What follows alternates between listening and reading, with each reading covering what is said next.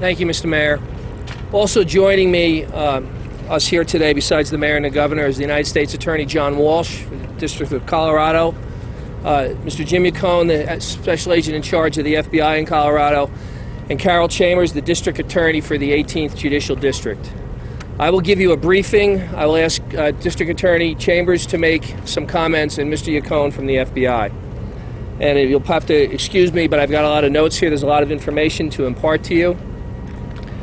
Our suspect's name is James Egan Holmes.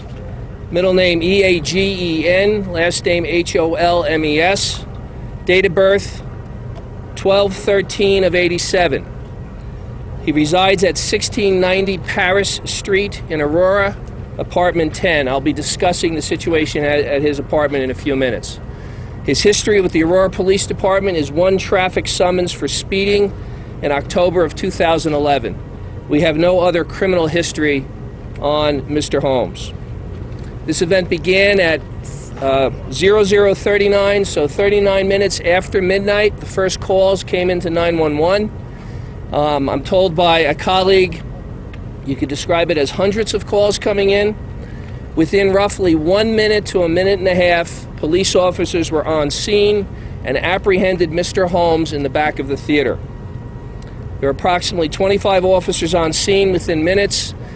They spent, besides searching the theater, a good portion of their energy on taking victims and placing them immediately in police cars and driving them to local area hospitals.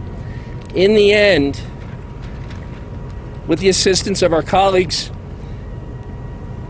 in law enforcement in this community, there were around 200 officers on scene here. Mr. Holmes was apprehended outside a white Hyundai parked in the back of the theater, and he was apprehended with 3 weapons in the car, and one was left at the scene inside the theater. The weapons are as follow: an AR-15 assault rifle, a Remington 870 shotgun, 12-gauge shotgun, and a .40 caliber Glock handgun. We believe those 3 weapons were used in the scene, and another .40 caliber Glock handgun was found in the car. We're not sure if that was also used in the scene. I imagine I will be asked how many rounds were fired. My answer is we have no capability right now of calculating that number. There were many, many rounds fired. Our best available count on injuries as of right now is that 71 people were shot, and that 12 are deceased.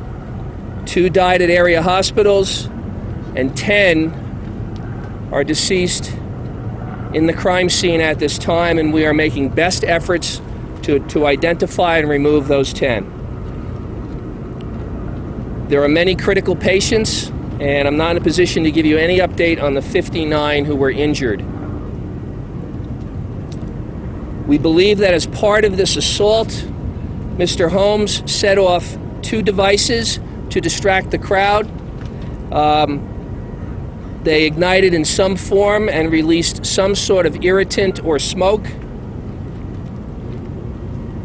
And we know that his car was parked nearby in the back. Victims were taken to 6 area hospitals: University of Colorado Hospital, Swedish Hospital, Denver Health, Rose Medical Center, the Medical Center of Aurora, Children's Hospital, and Parker Adventist. We are not looking for any other suspects. We are confident that he acted alone. However, we will do a thorough investigation to be absolutely sure that that is the case, but at this time we are confident that he acted alone. During the shooting in the one particular theater, theater number 9, some rounds penetrated into an adjoining theater, and we know at least one person was hit inside the adjoining theater. The suspect was dressed all in black.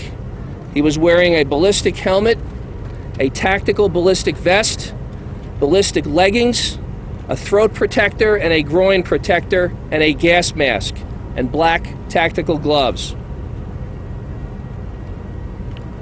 We had over 50 detectives respond to the scene, including the 150 to 200 police officers and deputies, and over 50 victim advocates to work with family members. and all our federal partners are here, and we deeply, deeply appreciate their help. We've asked the community if there are any tips, any observances, any witnesses to this event that we haven't already contacted, that they call our tip line, 303-739-1862. In addition, for those in the community who feel traumatized by this event, we have a hotline being offered for Aurora Mental Health for counseling. The phone number is 303-617-2300.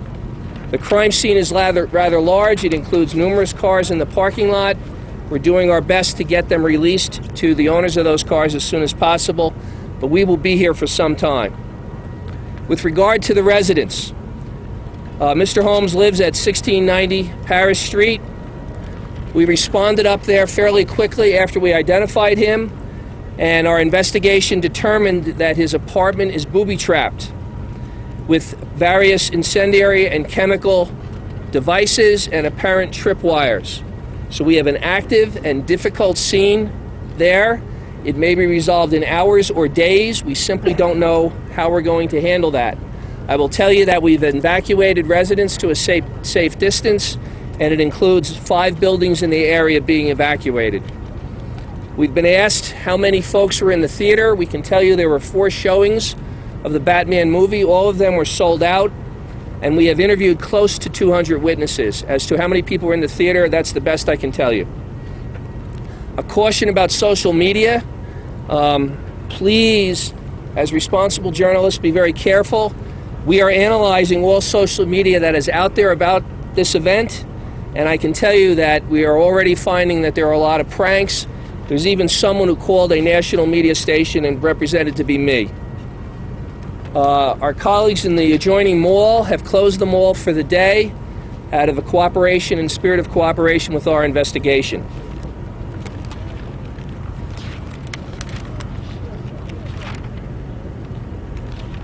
With that, I'd like to introduce District Attorney Carol Chambers to make a few remarks. And after she makes some remarks, Special Agent in Charge Yacone will make some remarks, and then I will take some questions.